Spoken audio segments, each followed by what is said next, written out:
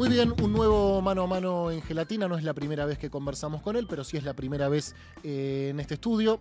Como todos los que fueron al garage y vienen acá, nos felicitó por el cambio. Aprovecho para recordarles que Gelatina se sostiene gracias a la gente que nos mira, así que pueden hacerse socios ingresando a gelatina.com.ar. Bienvenido, Miguel Ángel Pichetto. Bueno, gracias Pedro por la invitación y hermoso lugar, así que vamos a contribuir haciéndonos socios. Perfecto, ojalá así sea. Mira, Miguel, cuando confirmamos la entrevista, esto no había sucedido, pero me corresponde arrancar por lo último que tiene que ver con la cadena nacional de Milei el día viernes, en la cual dijo, entre otras cosas, un mensaje muy fuerte al Congreso que lo van a tener que sacar con los pies para adelante en caso de que quieran ir para atrás con respecto a su programa económico. ¿Cómo recibiste esta cadena? Bueno, son palabras y hay en el presidente cierta tendencia a la dramatización, al lado de los 4 integrantes del equipo económico del JP Morgan.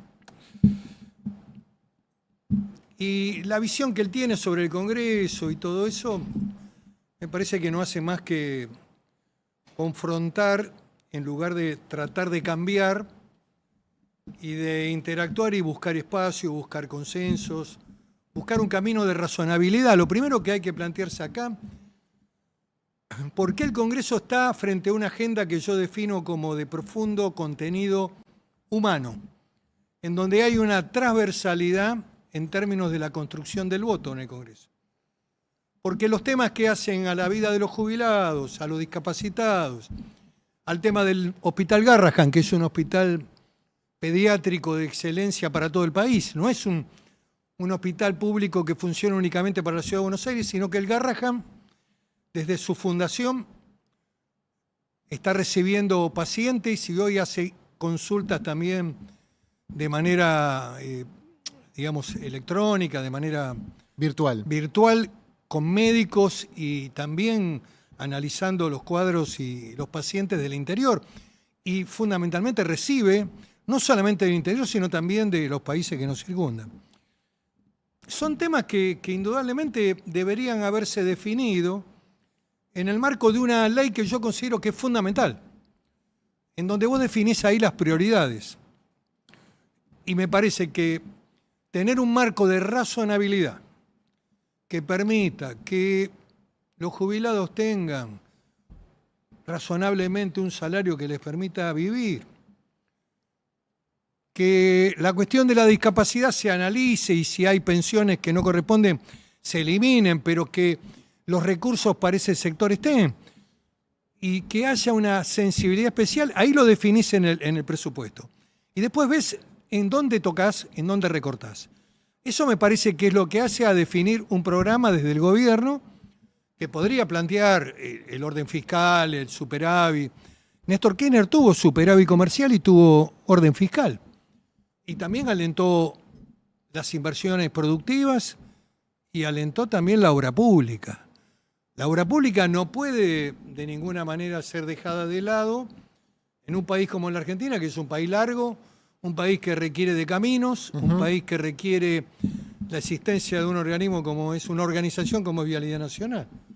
Me parece que desarmar Vialidad Nacional tampoco estaba dentro del espíritu de las delegaciones que le dimos desde el Congreso.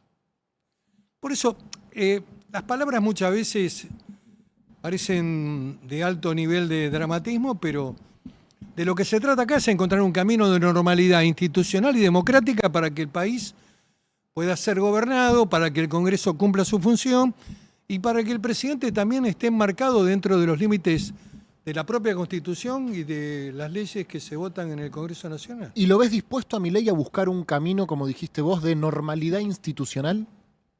Por ahora no lo ha tenido. Este es un sistema que le ha permitido avanzar en algunas cosas. Lógicamente que el primer año era un año donde se le dio algunos instrumentos recortados, porque la ley bases era un compendio de atribuciones mucho más grande. Incluso hubo limitaciones en el marco de la delegación. Lo que ocurre es que nadie sabe, o muy pocos saben o conocen los términos de la ley que se votó.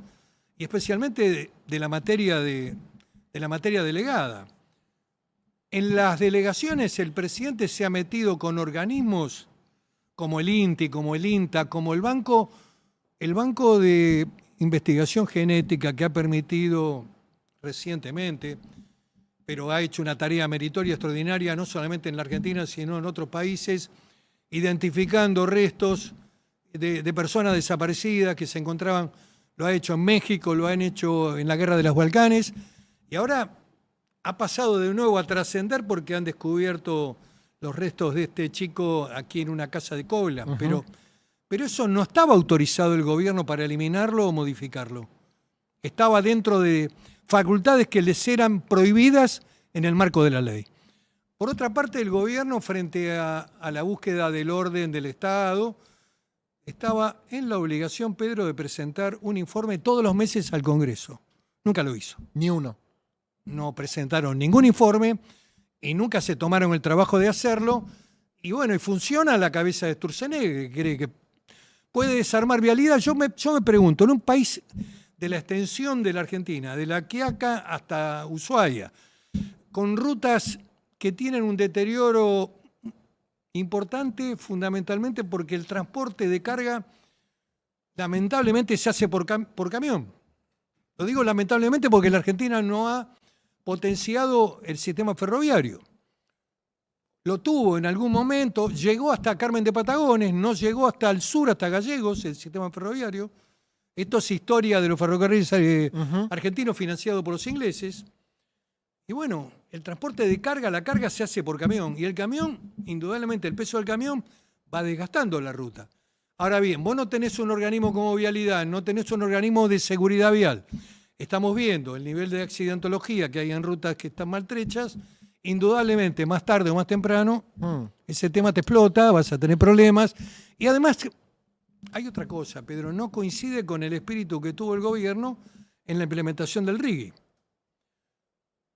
Vos pusiste un incentivo a las inversiones, fundamentalmente que apostaban a la minería, al petróleo, al gas, que están en lugares en el norte argentino, cerca de la cordillera, o en el sur argentino, donde está el petróleo y el gas, y vos tenés que brindarle a los empresarios que van a venir al país un esquema de logística y fundamentalmente caminos, comunicaciones y caminos. Salvo que quieras volver a la época de las carretas en Argentina, o creer ingenuamente de que vos vas a poder hacer proyectos de participación privada.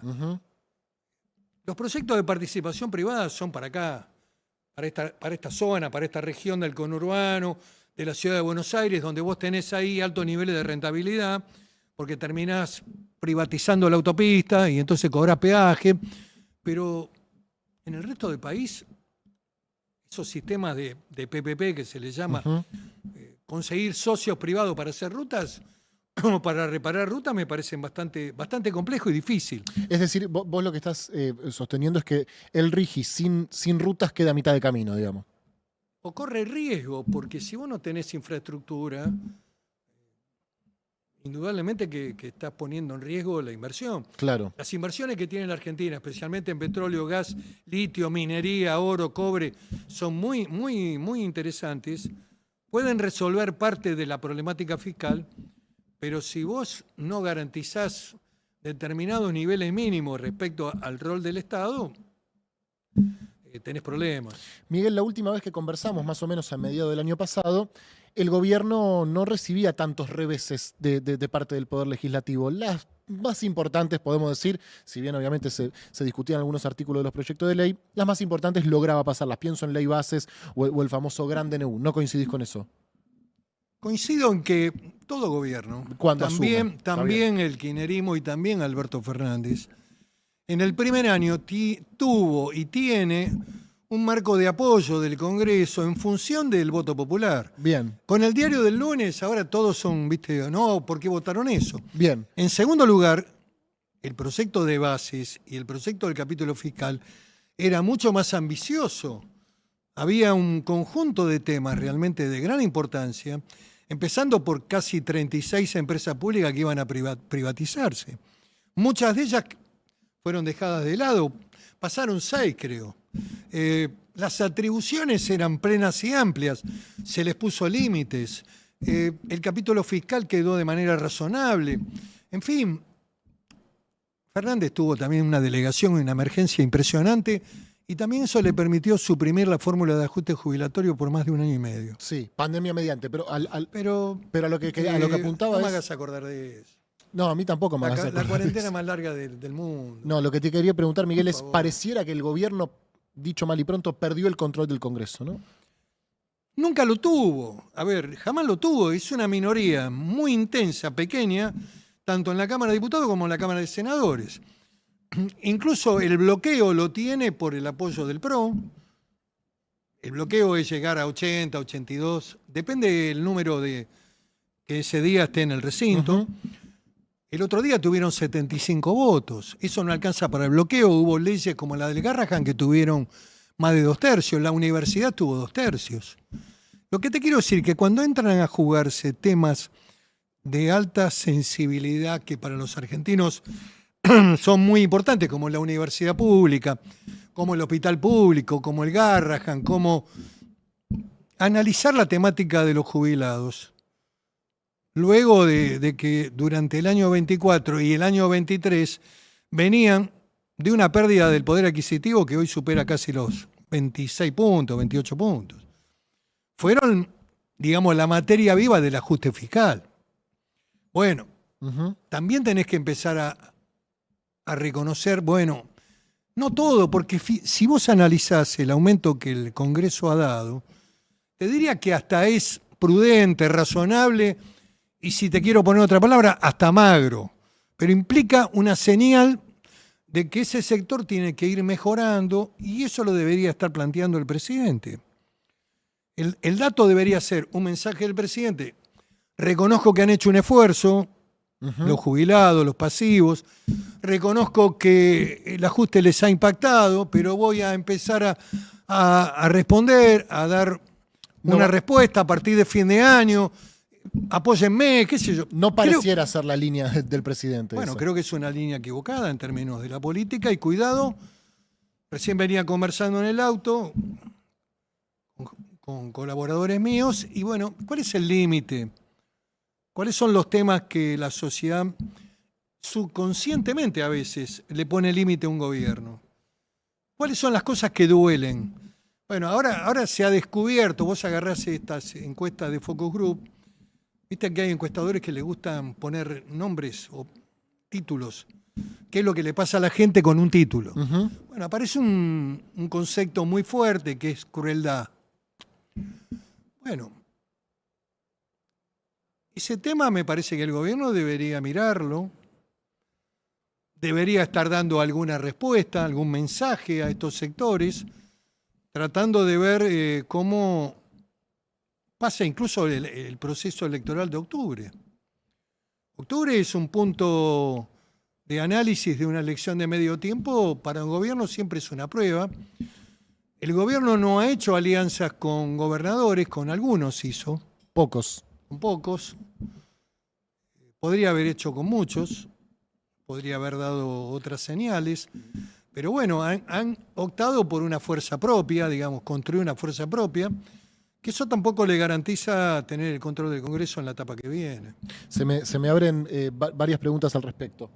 ¿El gobierno confía en llegar sin devaluar o sin devaluar bruscamente o sin devaluar más de acá a octubre y cree que un triunfo electoral va a cambiar el escenario político?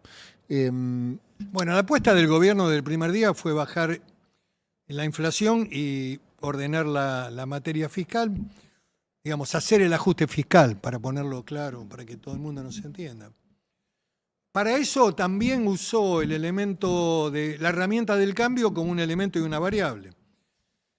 Todos saben lo que pasa en la Argentina. Yo cuando escucho a algunos economistas diciendo que el aumento del dólar no se traslada a precio, Es más vieja esa, Miguel. Se la Bueno, escuchamos a tantos ya. si vos viviste en la Argentina, desde la época del Rodrigazo en adelante, todas las variables, y anteriormente también, pero en general la historia económica argentina, el dólar es un elemento muy significante y el tipo de cambio es muy potente en términos de la relación o de la interrelación comercial en el mercado interno. Y también el tipo de cambio impacta sobre las exportaciones e impacta con un modelo como este, en donde vos tenés un esquema de libre importación.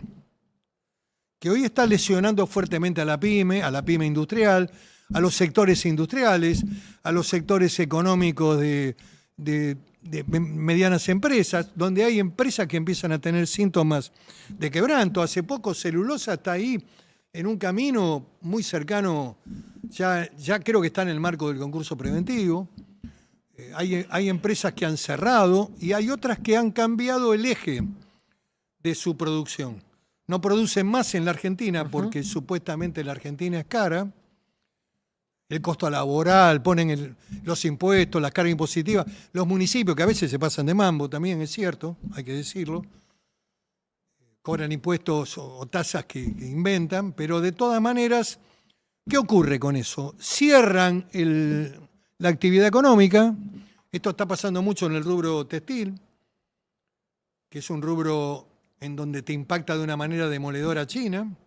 Hoy hay un método, un sistema de compra que compite con Mercado Libre que se llama Shein, donde vos mandás la medida de tu cuerpo y te mandan el sobre todo, te mandan la ropa. ¿Lo probaste, Miguel? No lo probé, ni lo pienso probar. Bien. No, porque acá conozco un par. No, está todo bien. Cada uno hace lo que realmente quiere, pero eso implica menos mano de obra argentina, menos trabajo argentino, cierre de empresas y los muchachos se importan. Es el mejor de los casos, es que manden a hacer la confección con la ropa en China, la traen en containers por la aduana y la venden. Y nace otro subproducto de la marginación y la decadencia, que son las saladas. Las saladas es un subproducto de la decadencia y de la marginación de la Argentina.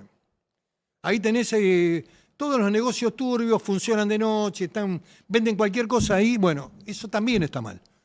Eso es otro paso más, camino, digamos, a la pérdida, digamos, de la actividad económica, a la pérdida del empleo. Entonces, este método ya, qué sé yo, le compra a todos los chinos. Entonces vos rompés con el comercio, rompés con la industria, rompés de la manera más vil porque no tienen más trabajo. Eso ocurrió en el 78. Yo dije en un discurso que en un momento donde Milei tenía una potencia extraordinaria, que me parecía que el plan económico se parecía mucho al de Martínez de Hoz. Me putearon en colores, por supuesto, y el propio Milei dijo que yo no sabía nada de economía. Es probable, yo no soy un estudioso de la economía, lo que he vivido, sí, intensamente la política económica de la Argentina, en un lugar central y clave como es el Congreso.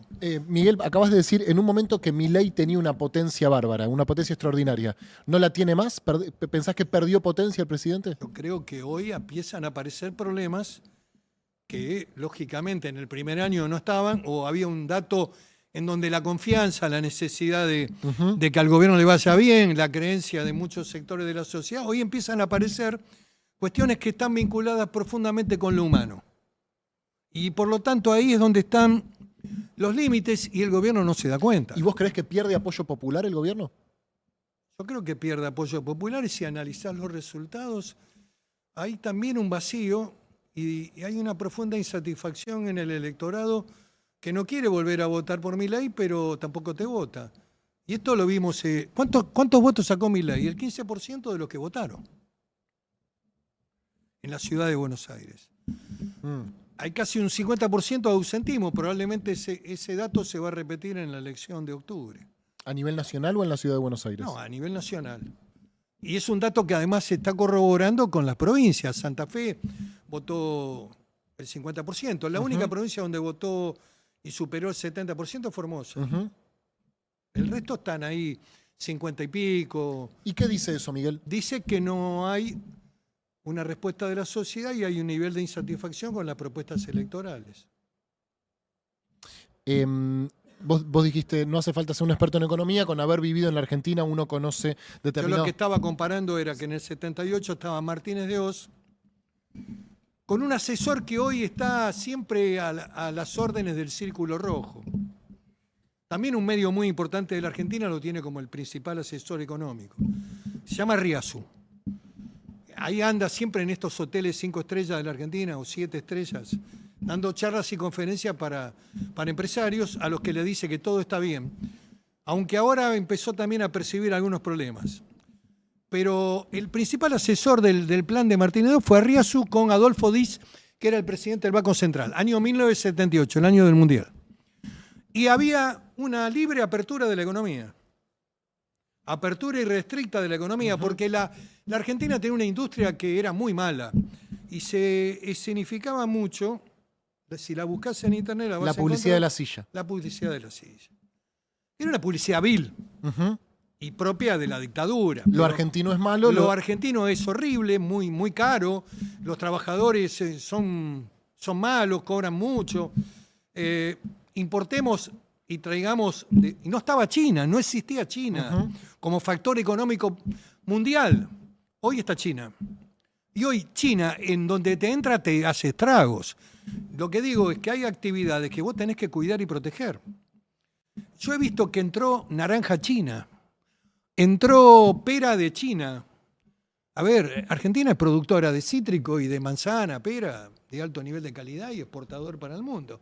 Que vos permitas el acceso por la aduana de esos productos es realmente miserable. De que abras un esquema de libre importación con sistemas de compra directa, me parece que vos lo que hacés es lesionar fuertemente la actividad económica de los argentinos y va en detrimento del país y de que la gente tenga empleo, de que la gente pueda trabajar, tener un trabajo. Esto es lo problemático del mundo que vivimos, con una potencia económica como China, que es impresionante y que además compite en tecnología, en electrónica, en ropa, en todos los rubros, zapatos, te hacen zapatos de plástico y te los venden. La Argentina podría estar exportando al mundo zapatos de alta calidad con cuero argentino y ese rubro no está explotado.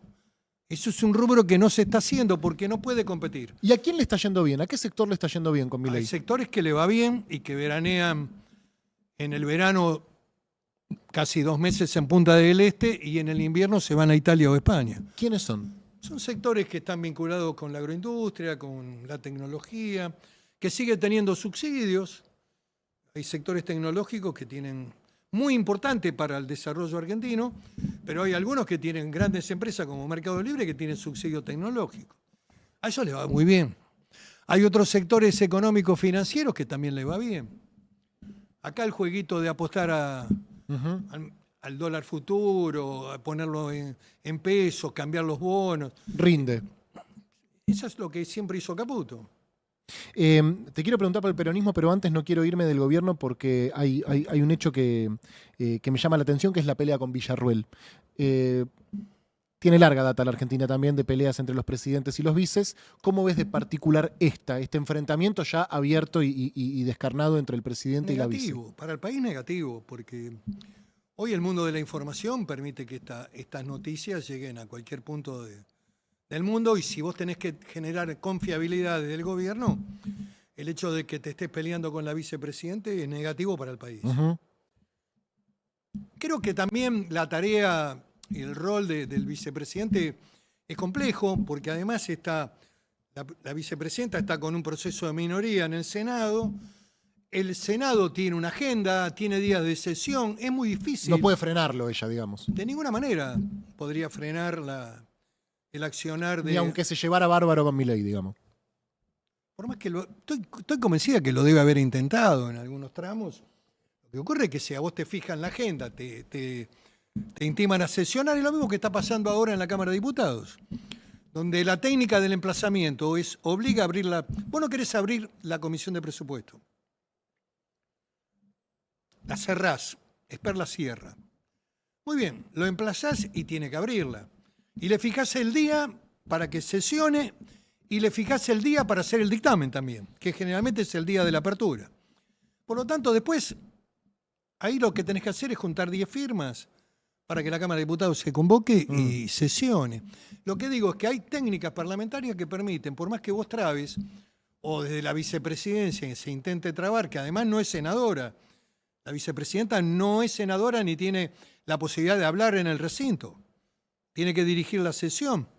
Lo que te quiero decir es que por más que ella intente trabar el funcionamiento del Senado, no lo puede hacer. No tiene ninguna capacidad de hacerlo. Por lo tanto, el enojo de Milei es tratar de canalizar o de catalizar, digamos, para su público la responsabilidad, lo mismo que ahora la responsabilidad es el Congreso, que le impide gobernar. Yo creo que el Congreso ha actuado responsablemente, ha votado leyes importantes, le ha dado el aval, en cierta medida, al endeudamiento con el fondo, a ver cómo reconstruía la relación con el fondo y la deuda. Le ha mantenido el decreto 70, fíjate. Ujú. Y se lo ha hecho en la Cámara de Diputados, se lo hizo. ¿Y por qué? Porque era un instrumento para la gobernabilidad. Porque en un momento determinado no tenía ni ley base ni ley, ni ley fiscal. No, el DNU lo usa y lo usa también con mucha discrecionalidad y muchos DNU fueron rechazados. Hay uno muy puntual que fue el de la CIDE que fue rechazado. Hay otros que pasaron el tamiz ajustadamente porque se lograron votar en otro lado o porque ha habido un plano de responsabilidad muchas veces mayor a las ofensas y a los agravios que prefiere el Poder Ejecutivo. En pensar en el país y pensar que hay que encontrar un nivel de responsabilidad y razonabilidad en el funcionamiento democrático de la Argentina. Este es un gobierno que se nutre de las ofensas y de los agravios. Y eso también se ha trasladado a la opinión pública y a los medios de comunicación. Y ha deteriorado mucho el castellano argentino, digamos. El deterioro de se es más inteligente si vos insultás. La doma. Yo no estoy en ninguna lista donde estoy insultando a alguien. Me resulta insoportable. No pierdo un segundo de mi vida en insultar a alguien. Porque creo que en el fondo habla más de vos que de la persona agraviada o insultada. Che, Miguel, ¿hablamos del peronismo un poco?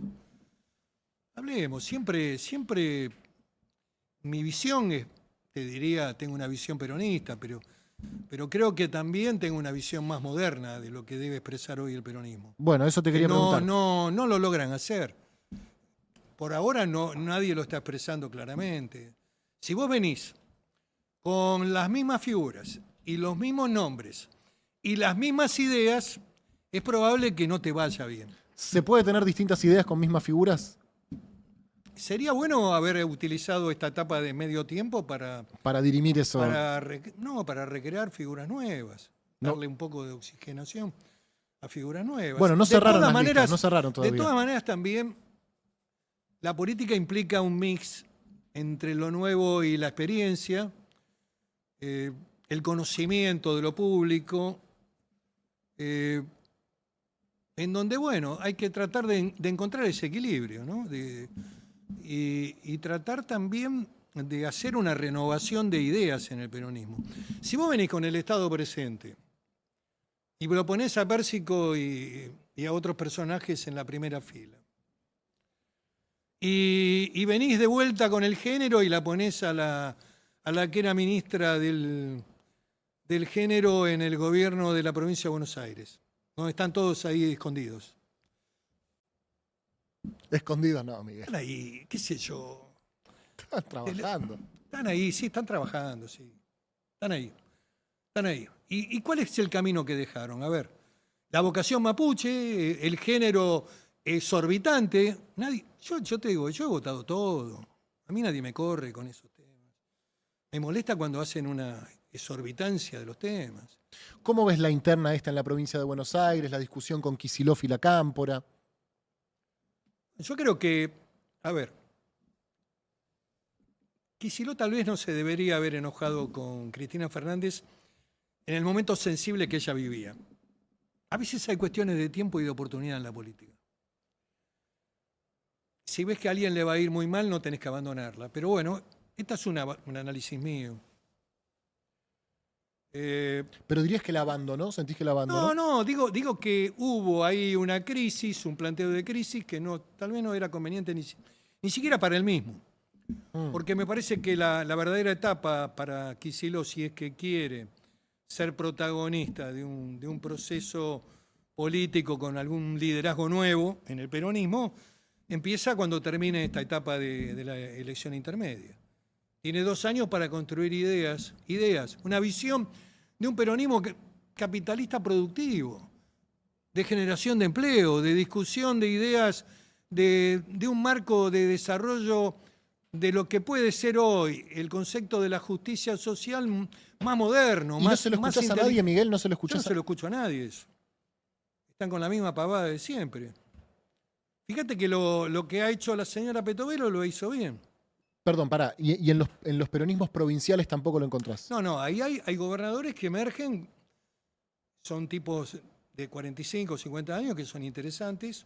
Estoy hablando de gente incluso de distintos signos partidarios, pero en el peronismo hay figuras nuevas que indudablemente... El problema, ¿sabes cuál es? La trascendencia. Para ser candidato a presidente o a vicepresidente te tienen que conocer. Tiene que haber alguno que te putee. Recién vi cuando iba a entrar. No, ahora si viene Pichetto me voy. ¿Quién dijo? No, en las redes. Ah, bueno. En las redes. Pero bueno. Pero me putean a mí en las redes Gelatina, imagínate. Bueno, pero a ver, lo que te quiero decir es que ese es un dato interesante. ¿Por qué? Porque te conocen. El problema es, eso me lo había dicho Carlos Menem. Nene, es mejor que hablen de vos, bien o mal, pero que hablen. Si no, en política no existís. El tema de la trascendencia para los hombres del interior es que son conocidos en el distrito. Cuando llegan a Buenos Aires y al impacto de lo que significa el monstruo más grande que tiene la Argentina, que es la provincia de Buenos Aires, y entrar en los medios nacionales, ahí tienen las limitaciones para poder trascender. Yo que he recorrido la Argentina, que fui candidato a vicepresidente con Macri, yo viví una experiencia fundamental en mi vida política. Había que ir a todos los pueblos, caminar la provincia, recorrer la Argentina, que es inmensa, y entrar en contacto con distintos públicos y gente. Bueno, esa vivencia, un tipo que quiere ser presidente la tiene que hacer.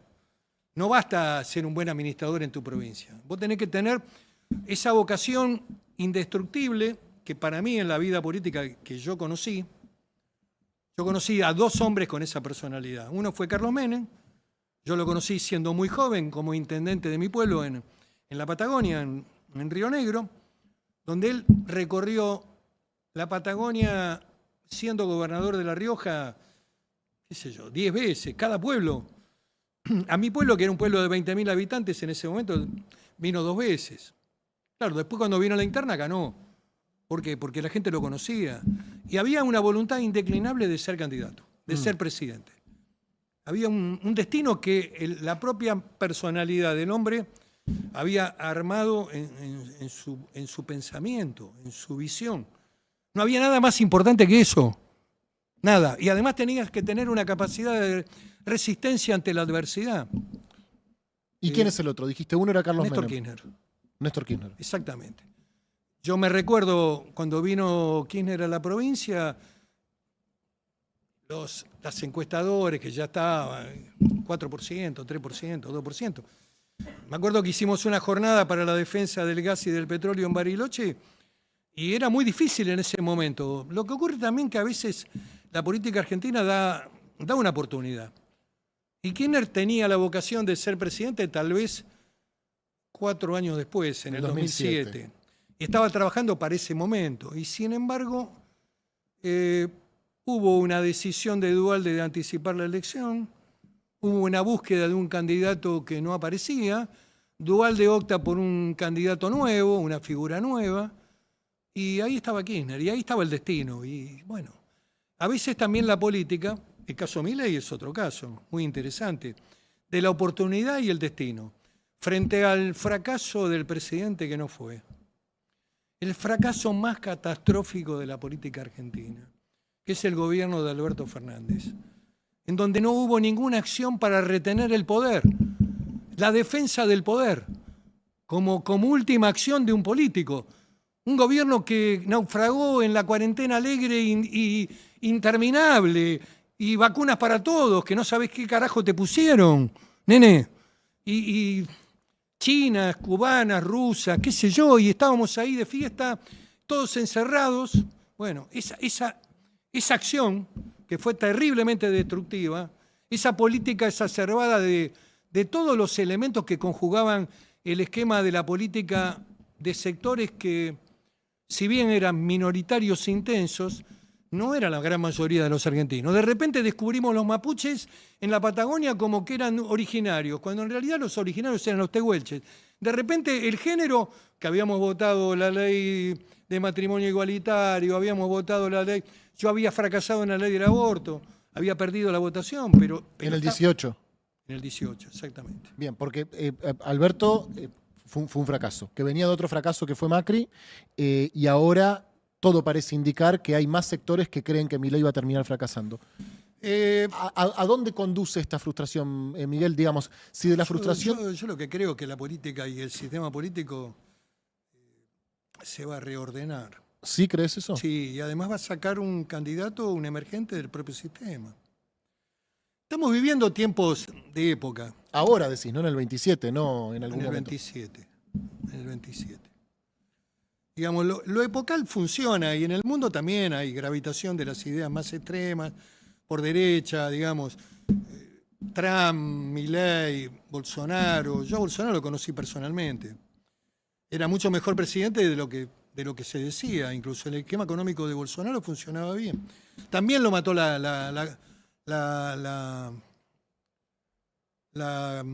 cuestión de la... ¿La polarización? No, lo mató fundamentalmente el tema del COVID. Y también un esquema muy duro respecto a las libertades e identidades sexuales que se pusieron en marcha con la policía. Hubo cosas que frenaron la continuidad del gobierno de Bolsonaro, que podría haber ganado.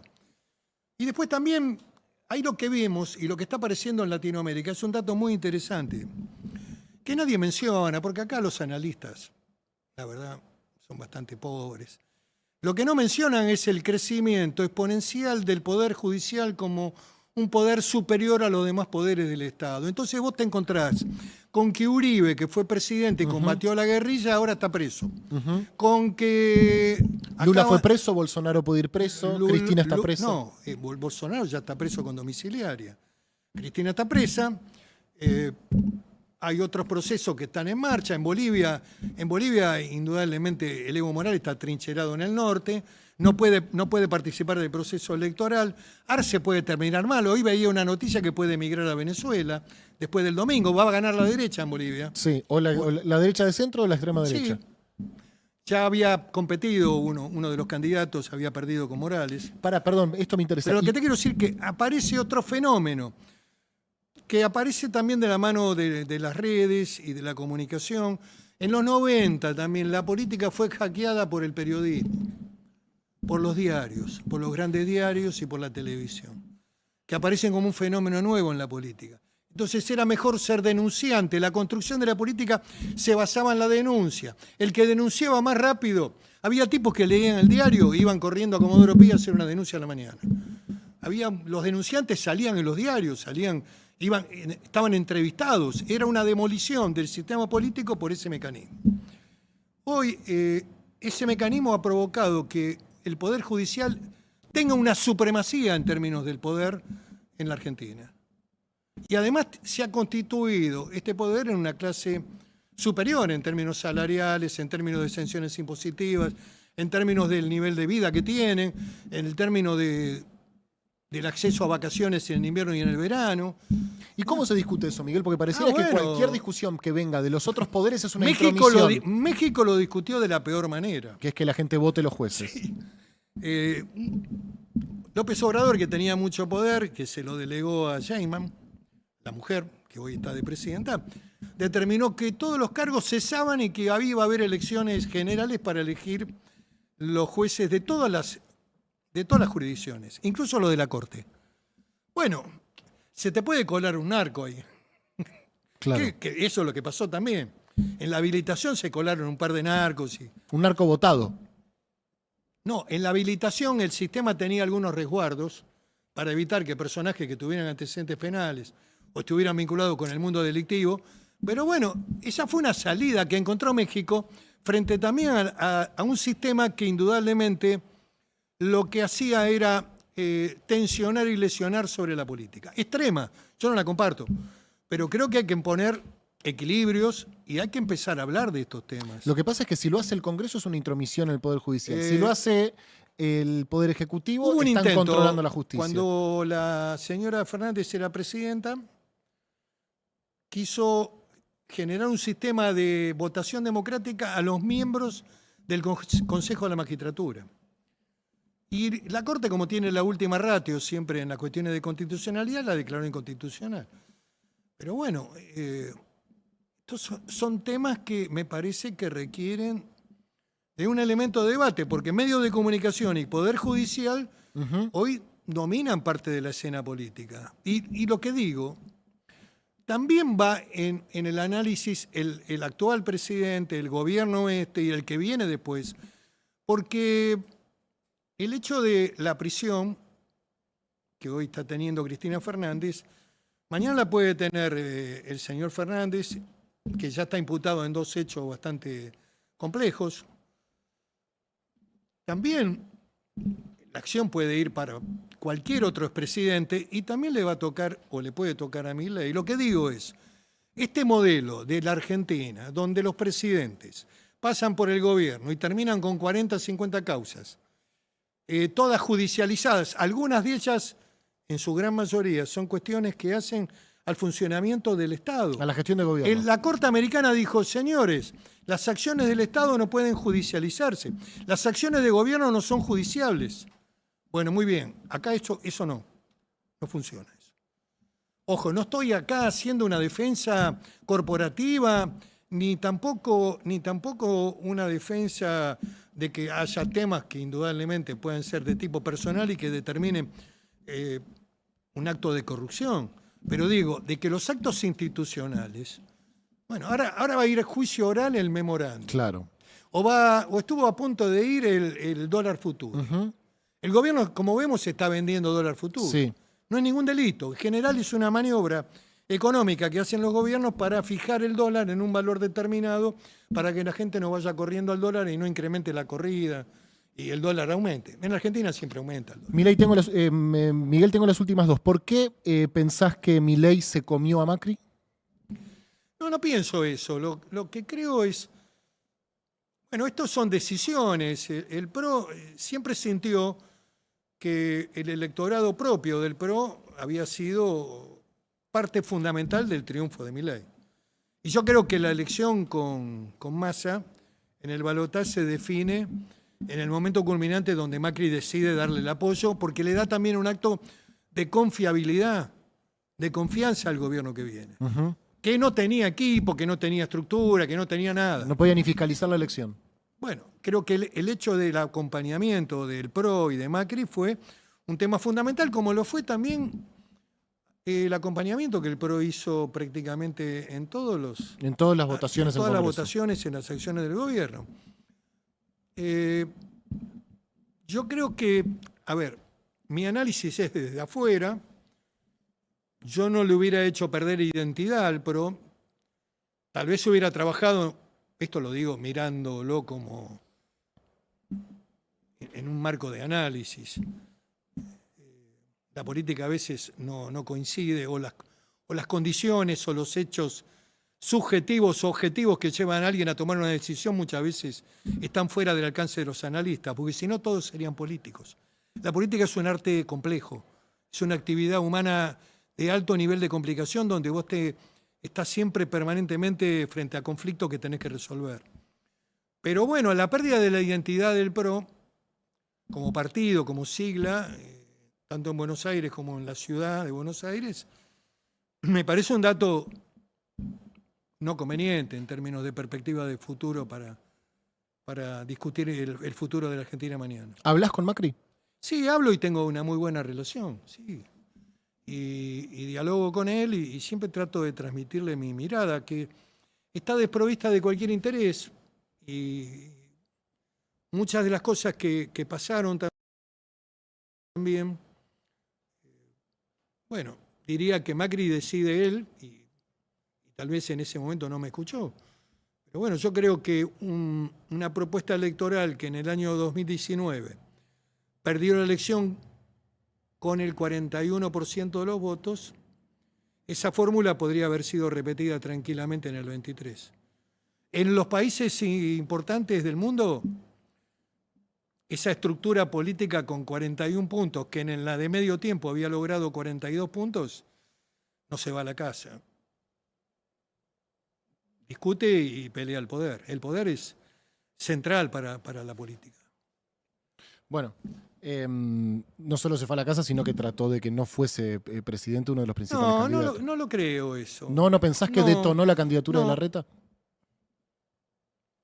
A ver, tal vez Horacio debería haberlo acompañado 4 años más. Tal vez no estaba a su tiempo. Mm. Yo creo que ninguna de las dos propuestas fueron fuertes e importantes. Por eso emergió Milei. Claro. Te quiero hacer la última y esta me parece importante, no quería dejar de preguntarte. En febrero de este año deslizaste que la Argentina se tiene que preparar para reformar la Constitución. ¿Vos crees que la Constitución del 94 cumplió un ciclo o que este tiempo demanda un nuevo orden institucional? Yo creo que el modelo judicial corporativo del Consejo de la Magistratura habría que tocarlo. El sistema de elección del presidente y el balotaje en su sistema francés no tiene nada que ver con la idiosincrasia argentina, habría que tocarlo. ¿Pero pensás que este sistema político está en condiciones de sentarse a discutir Bueno, una Constitución, Miguel? Vos me planteaste si yo pienso que hace falta Sí. una reforma, te digo que sí. Creo que sería importante buscar un contrapeso más en el espíritu de Alberdi, un equilibrio mayor entre los tres poderes, que no haya supremacía de un poder sobre otro. Creo que hay que jerarquizar mucho al Parlamento y hay que volver al colegio electoral, porque de lo contrario seguís eligiendo presidente de la Ciudad de Buenos Aires. Está la cosmovisión unitaria ahí dando vuelta, que es la historia de la Argentina, entre unitarios y federales, el puerto y el interior. Y cuando vos ves que cambia la comunicación en la Argentina y la televisión es un elemento central en los 80 y los 90, que eso lo descubre Menem, para el diálogo y la construcción política. Cuando vos ves que los diarios de Buenos Aires gravitan en todo el interior, cuando hoy aparece todo el sistema de comunicación nueva, los streaming, todos están instalados en la ciudad de Buenos Aires y hay una cosmovisión y hay una idiosincrasia y una cultura también que se transmite al interior muchas veces y va calando cuando la gente prende la televisión. Vos vivís en la Patagonia y ves los canales de televisión. Hoy abrís un streaming porque te gusta el personaje, porque te gusta lo que dicen. Pero indudablemente el colegio electoral le daba equilibrios al modelo federal argentino. Y eso se extinguió en la reforma del 94. Creo que hay cosas interesantes que se han puesto y otras no tanto, y me parece que las constituciones no están escritas en la piedra. Se pueden reformar cuando las condiciones del país y las épocas cambian, cuando hace falta modernizar también al país, cuando hace falta que se incorpore la realidad del interior, que se ha perdido. Bueno, ojalá. No la veo, la verdad. Bueno, ¿cuándo se va a hacer? Ojalá se haga lo más rápido posible, porque creo que la Constitución es la base y el instrumento central para que también mejore la calidad del Congreso. Pero a mí me parece que están estos fenómenos que te mencioné, están en el tablero de la discusión. Y me parece que más temprano que tarde, la única manera que se puedan modificar o reformar es mediante una discusión mucho más alturada de nivel que la reforma de la Constitución. Está clarísimo. Miguel, muchísimas gracias por pasar por Te voy Gelatina. a regalar la corbata. Que me Sí, pidieron te la pedí atención. para la comunidad. Perfecto, para el Bueno, próximo sorteo. Te la voy a dejar porque además yo tengo todas corbatas azules. Sí, ya lo sé, Miguel. Ya lo sé. Sos monocromático. Exactamente, tengo un problema con el azul. Perfecto. Te agradezco. Para el próximo Eh, Gelatón, entonces, vamos a sortear la corbata de Pichito. ¿Alguna votación importante que hayas tenido con esta corbata que recuerdes? Todas eran azules. ¿Podés decirme que es la corbata de la No, 125? es por una ejemplo? corbata que siempre... No. En ese momento no. No la tenía, eso es nueva. perfecto. Una corbata que... Perfecto. No tiene 18 años. No. Y seguí las reflexiones que hago con los libros. Sí. Todos los fines de semana Lo sé, recomiendo lo sé, un lo sé. libro. Leer es un acto revolucionario en este tiempo de Twitter. De WhatsApp. Sería un buen título para esta nota, pero es más baitero, es más ganchero. Hay que reformar la Constitución. Bueno, Lo lamento. no, poner el título que quieras. Ese será el título. La charla fue muy profunda y fue muy interesante. Y Pero hablamos- las redes no lo son, Miguel. Las redes son un anzuelo y bueno, en una pileta. El mensaje es corto, corto, fugaz. todo muy rápido. En esa estamos lamentablemente. Sí. Miguel, muchas gracias por No, pasar gracias por Gelatina. Pedro por la invitación. Hablaremos nuevamente. Y éxito con Gelatina, que siga para adelante. Bueno, muchísimas gracias. Te volveremos a invitar. No sé si este año o el año Cuando que vos viene. quieras. Seguiremos Estamos conversando. Muchas disponibles. gracias.